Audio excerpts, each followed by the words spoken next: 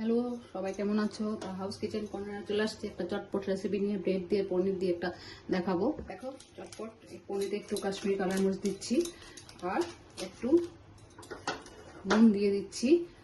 এভাবে করে একটু নুনটা আমি আগে থেকে নিয়ে রেখেছি আর এইভাবে পিস করে কেটে রেখেছি। আর গোলমরিচের গুঁড়ো দিয়ে দিচ্ছি এভাবে করে দিয়ে।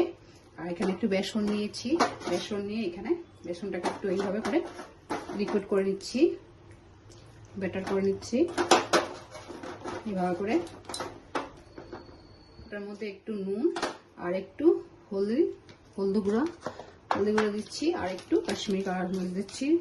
এইভাবে করে ব্যাটারটাকে করে নিলাম, নিয়ে কড়াই বসিয়েছি আর রিফাইন তেল দিচ্ছি। এইভাবে করে রিফাইন তেল দিয়ে ফ্রাই করব আমি ব্রেডে। এভাবে করে গোলমরিচ আর শুকনা এই কাশ্মীরি কালার মরিচ দিয়েছি ব্রেডের মাঝখানে। এইভাবে করে গাজর দিচ্ছি আর কাঁচা লঙ্কা দিচ্ছি, গোলমরিচ দিয়ে এভাবে করে আমি ব্রেডটাকে সাইডে সব ফেলে দিয়েছি। এভাবে করে সাইডে সব ফেলে দিয়ে ব্রেড দিয়ে এভাবে ব্যাটারটাকে আর এইভাবে পাউরুটিটাকে পনিরটাকে এইভাবে আমি ডুবিয়ে নিচ্ছি। ডুবিয়ে আমি গরম তেলে এইভাবে দিয়ে দিচ্ছি, করে আমি উল্টিয়ে নিচ্ছি। কি সুন্দর এবার আমি উল্টিয়ে দিয়েছি, এটা হচ্ছে। আমি আরেকটা দেবো, ঠিক আছে। এর প্রসেস করে পনির, গাজর, কাঁচা লঙ্কা, একটু চাট মশলা আর শিমরিচ দিয়ে এইভাবে করে আমি আবার আরেকটা কোল করে এভাবে ডুবিয়ে নিচ্ছি, ঠিক আছে। এভাবে করে আমি তুলে নিলাম, তো বলবে না এটা ব্রেডের খুব সুন্দর।